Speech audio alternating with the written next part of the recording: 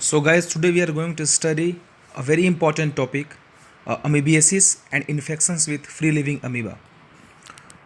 तो आज हम लोग पढ़ेंगे amoebiasis और infection with different amoebas, and the whole topic will be based on Harrison only.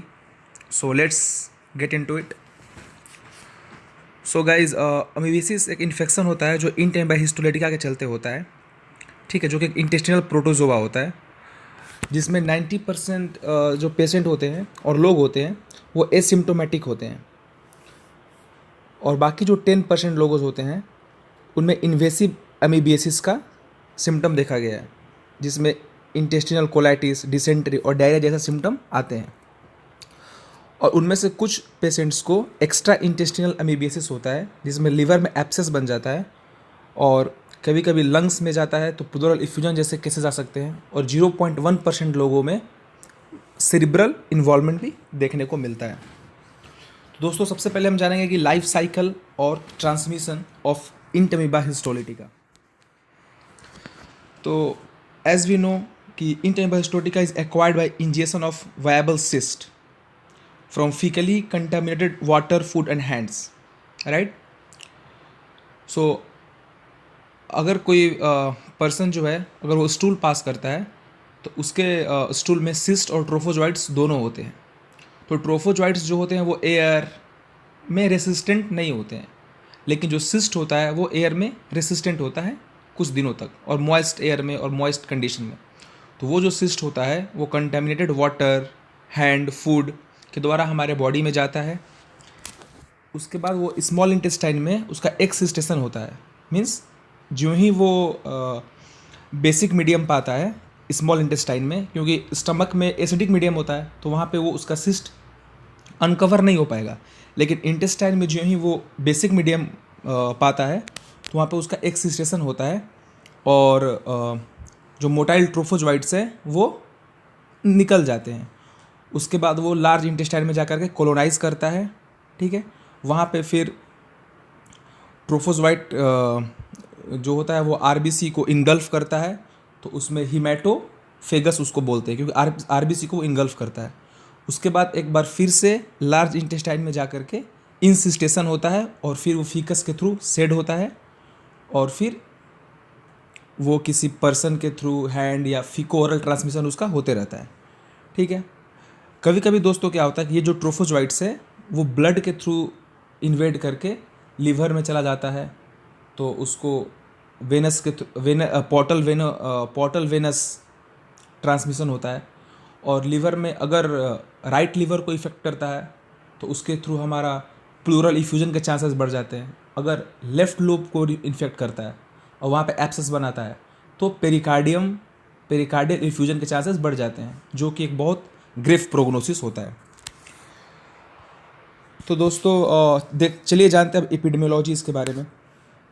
तो ये इंटेम्बा हिस्टोलिटिका इन्फेक्शन जो होता है वो नॉर्मली अंडर डेवलप्ड कंट्री में होता है या फिर डेवलपिंग कंट्रीज़ में होता है, ठीक है।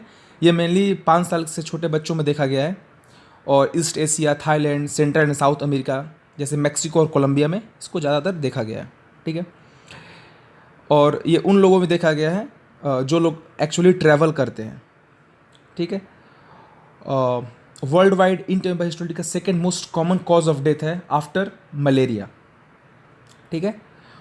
और इंटेम्बा का जो स्पेसीज होते हैं वो इंटेम्बा हिस्टोलिटिका, इंटेम्बा डिस्पार और इंटेम्बा मॉस्कोवस्की, इंटेम्बा बांग्लादेशी, ये सब होते हैं।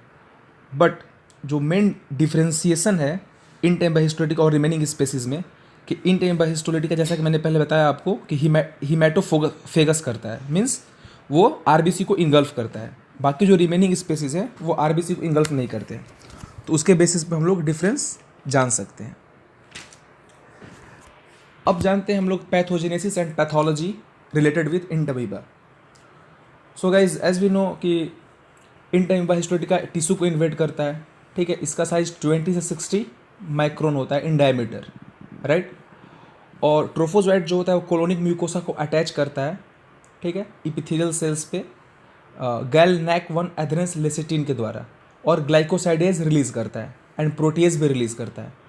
और म्यूकस पॉलीमर्स को डिग्रेडेशन करता है, ठीक है। और ये दो तरह से डिसरप्शन करता है म्यूकस कोलोनिक म्यूकोसा को। पहला इंडिपेंडेंट साइटोटॉक्सिसिटी, दूसरा होता है डिपेंडेंट साइटोटॉक्सिसिटी। डिपेंडेंट साइटोटॉक्सिसिटी में क्या होता है कि वो फॉस्फोलाइपेज रिलीज़ करता है, जिसके थ्रू जो हमारे म्यूकस एपिथेलियल सेल्स हैं या फिर हमारे जो इम्यून सेल्स हैं जो हमारे इंटेस्टाइन को बचाने के लिए आते हैं, उनको वो तोड़ देता है फॉस्फोलाइपेज रिलीज करने के बाद, ठीक है। तो ये डायरेक्ट अटैचमेंट हुआ उसका कि फॉस्फोलाइपेज रिलीज किया, हमारे एपिथेलियल सेल्स को तोड़ दिया, और हमारे जो इम्यून सेल्स जो हमारे इंटेस्टिनल म्यूकोसा को हेल्प करने के लिए आए, उनको वो डिस्ट्रॉय कर दिया। एक दूसरा मैकेनिज्म के थ्रू ये डिस्ट्रॉय करता है, उसको वो होता है इनडायरेक्ट और इनडिपेंडेंट साइटोटॉक्सिसिटी। उसमें क्या होता है कि हमारा बॉडी इस वायरस के इफेक्ट में प्रोस्टाग्लैंडिन E2 रिलीज करता है, जिसके थ्रू क्या होता है कि जो आयन परमिबिलिटी होता है हमारे बॉडी में और सेलुलर जो टाइट जंक्शन होता है वो इंक्रीज हो जाता है परमिबिलिटी। उसके थ्रू वो अलग अलग टिश्यू में इंटेस्टिनल म्यूकोसा में इन्वेड कर सकता है, ठीक है। अब दोस्तों इस जो मेल में प्रीविलेंस है इंटेम्बा हिस्टोलिटिका का वो ज़्यादा है और फीमेल्स में कम है। ऐसा क्यों? क्योंकि मेल्स में क्या होता है कि टेस्टोस्टेरोन एक नामक हार्मोन जो होता है वो सिक्रीट होता है, तो उसके अकॉर्डिंग उसके चलते क्या होता है कि टेस्टोस्टेरोन जो होता है वो इंटरफेरॉन जो गामा होता है जो हमारे लिए प्रोटेक्टिव मैकेनिज्म प्ले करता है, उसमें वो मॉड्यूलेशन करता है, ठीक है। तो वो उतना इफेक्टिवली ये इस प्रोटोजोआ को किल नहीं कर पाता है, इसलिए मेल में इसका हाई प्रिविलेंस देखा गया है, ठीक है। एंट अमीबा के सरफेस पे हाइड्रोजन परऑक्साइड का ओवर एक्सप्रेशन देखा गया है, जिसके चलते वो इंटेम्बा हिस्टोलिटिका साइटोटॉक्सिसिटी को इंक्रीज करता है। दूसरा बात, इंटेम्बा हिस्टोलिटिका एंटीऑक्सीडेंट एक्टिविटी ग्लूटाथायोन और ग्लूटाथायोन रिडक्टेज एंजाइम के थ्रू नहीं होता है, बल्कि थायरोडॉक्सिन और थायरोडॉक्सिन रिडक्टेज एंजाइम के थ्रू इसमें एंटी ऑक्सीडेंट इफेक्ट होता है। तो जो ड्रग होता है इसके लिए मेट्रोनिडाजोल, वो डायरेक्ट इसके एंटीऑक्सीडेंट इफेक्ट को ख़त्म करता है, राइट, ताकि जो बैक्टीरिया खुद ऑक्सीडाइज करके किल हो जाए। और एक दूसरा ड्रग है जो अभी यूएस में अप्रूव हुआ है, औरानोफिन, वो थायरोडॉक्सिन रिडक्टेज पे डायरेक्ट काम करता है और वो भी एक एंटीऑक्सीडेंट रोल प्ले करता है। बट मेट्रोनिडाजोल डायरेक्ट उसके एंटीऑक्सीडेंट सिस्टम को डिस्ट्रॉय करता है और बैक्टीरिया को किल करने में हेल्प करता है। और इंटेम्बा हिस्टोलिटिका हमारे इंटेस्टिनल बैक्टीरिया को भी फैगोसाइटोस करता है, स्पेशली जो ग्राम नेगेटिव बैक्टीरिया है इंटेरोबैक्टीरियसी ग्रुप में, जैसे इसर्शिया कोलाई हुआ, ठीक है।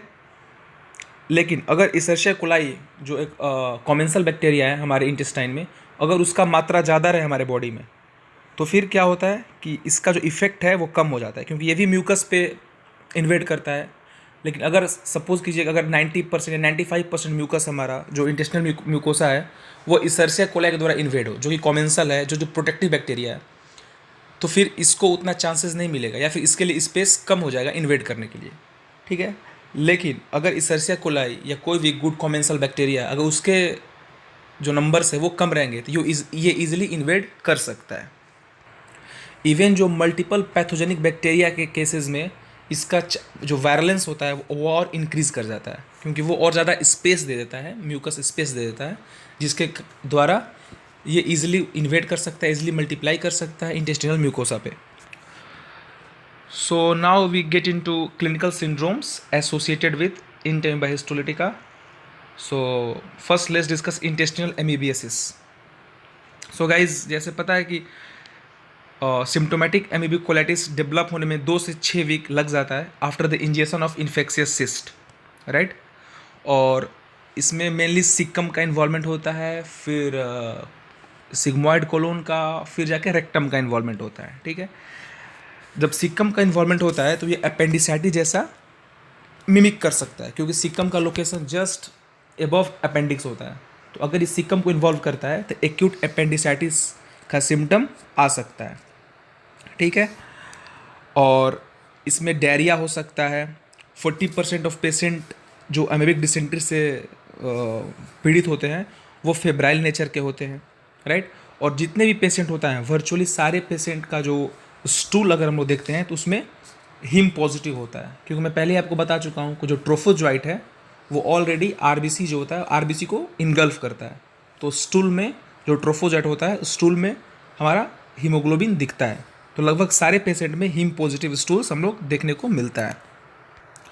जो लोग ऑलरेडी ग्लूकोकॉर्टिकॉइड थेरेपी पर हैं फॉर इम्यूनोसप्रेशन, उनमें इंटेस्टिनल एमेबियासिस के चांसेस, इन्फेक्शन के चांसेस हाई देखे गए हैं, राइट। अब हम अगर एक्स्ट्रा इंटेस्टिनल इन्फेक्शन के बारे में बात करें तो इंटेम्बोहिस्टोलिटिका मोस्ट ऑफन लीवर को इन्वॉल्व करता है, राइट, और लीवर एब्सेस करता है, जिसका सिम्टम होता है राइट अपर क्वाड्रेंट में पेन होता है। पेन डल भी हो सकता है और प्लूरैटिक इन नेचर भी हो सकता है, और वो शोल्डर की तरफ रेडिएट हो सकता है। मतलब जो पेन है वो शोल्डर की तरफ रेफर हो सकता है, राइट। और अगर रप्चर होता है राइट लोब, मैंने पहले डिस्कस कर चुका हूँ, तो अगर राइट लोब रप्चर करता है तो प्लूरल इफ्यूजन कॉमन हो जाएगा। बट इन केस अगर left lobe of river rupture करता है तो in that case pericardial effusion is commonly seen. Other extra intestinal manifestation में हम सेरिब्रल इन्वॉल्वमेंट जो कि 0.1% पेशेंट में होता है, राइट। जेनाइटो यूरिनरी ट्रैक्ट जो कि डायरेक्ट एक्सटेंशन है एमेबियासिस का फ्रॉम कोलोन, राइट। ताकि अगर कोलोन इन्फेक्शन हुआ तो जेनाइटो यूरिनरी ट्रैक्ट में डायरेक्ट इन्फेक्शन स्प्रेड होने के चांसेस रहते हैं। उस केस में पेनफुल जेनाइटल अल्सर्स हो सकते हैं, प्रोफ्यूज डिस्चार्ज हो सकता है। तो ये सारे सिम्टम देखा गया है extra intestinal manifestation of intestinal amoebiasis, that is Entaimba histolytica. Now we will discuss what are the laboratory diagnostic methods to find Entaimba histolytica. So जो बेस्ट मेथड है वो हम स्टूल एग्जामिनेशन करते हैं, सीरोलॉजिक टेस्ट करते हैं, राइट, लीवर का सीटी करेंगे। फीकल फाइंडिंग्स में हम देख सकते हैं positive test for haem because of RBC engulfment by trophozoites. In case अगर लीवर में एब्सेस हो जाता है इन क्रोनिक कंडीशन, तो उस केस में अगर हम लीवर का एस्पिरेट्स लेते हैं तो उसमें हम प्रोटोजोआ मीन्स इंटमीबा को डायरेक्टली नहीं देखेंगे, बिकॉज जो इंटमीबा होता है वो लीवर के कैप्सूल पे प्रेजेंट रहता है। तो अगर हम लीवर का एस्पिरेशन करते हैं तो in that case it is very hard to find Entamoeba histolytica in that particular aspirate of liver. We can also use ELISA, and it is more sensitive, and in more than 90% of case ELISA more sensitive होता है। Radiographic techniques में हम ultrasonography, CT, MRI करके देख सकते हैं, right. Is more than 80% of patient जिसको already symptom है मोर देन 10 days से, तो उनको single abscess right lobe of liver में देखने को मिलेगा, सिंगल एब्सेस। लेकिन the patient who had symptom for less than 10 days have multiple abscess. Now we will discuss about differential diagnosis. So differential diagnosis of intestinal amoebiasis include bacterial diarrheas caused by Campylobacter, right, Escherichia coli, species of Shigella, Salmonella, Vibrio cholerae, and many more bacteria which comes in the differential diagnosis of intestinal amoebiasis. Now we will move to treatment part. So the drug used to treat amoebiasis can be classified according to their primary site of action, right, like luminal amoebicides. इसमें क्या होता है, ये poorly absorb होता है and reach high concentration in the bowel, right, means अगर हम luminal जो amoebicides है जैसे ड्रग होते हैं आयोडोक्विनॉल, पैरमोमाइसिन, तो ये क्या होते हैं कि ब्लड में पुअरली एब्जॉर्ब होते हैं बट इंटेस्टाइन में हाईली सीक्रेट होते हैं। बट एक और बात होता है कि इनका जो म्यूकोसा के टुवर्ड्स जो स्पेसिफिसिटी होता है वो बहुत लेस होता है, right. This is not that effective drug to secrete in intestine and have high specificity for this particular bacteria. So इसलिए जो ड्रग ऑफ चॉइस है वो है मेट्रोनिडाजोल, टिनिडाजोल और ओरिडाजोल, राइट। सो अब हम जानेंगे कि मेट्रोनिडाजोल कैसे काम करता है। तो जो एंटीऑक्सीडेंट, जो हम पहले भी डिस्कस कर चुके हैं कि जो एंटीऑक्सीडेंट प्रॉपर्टी होता है इस बैक्टीरिया का, तो मेट्रोनिडाजोल उसके एंटीऑक्सीडाइजिंग सिस्टम को ही ख़त्म करता है, जिसके कारण बैक्टीरिया खुद ऑक्सीडाइज होकर के डिस्ट्रॉय हो जाता है, right. Now we will discuss in which case we need to give what kind of medicines. Like if a patient is asymptomatic carriers, so इस केस में हम लोग लुमिनल एजेंट देते हैं, right, because it will help to eradicate और flush down the bacteria. So iodoquinol दे सकते हैं, पैरामोमाइसिन दे सकते हैं। But if the patient is suffering from acute colitis, so in that case there is already invasiveness of the following bacteria. So उस case में हम metronidazole दे सकते हैं, राइट, 250 और 500 mg, या फिर 750 mg ओरल दे सकते हैं, या फिर टिनिडाजोल दे सकते हैं 2 ग्राम रोज, every day 2 gram for at least 3 days, plus एक लुमिनल एजेंट जैसे आयोडोक्विनोल और paromomycin. But if the patient is further progressed to the amebic liver abscess, so in that case the drug of choice metronidazole is recommended for at least 5 to 10 days, 750 milligram oral, और tinidazole 2 gram once, or ornidazole 2 gram once, plus luminal agent like iodoquinol and paramomycin. So that's all about intestinal amoebiasis.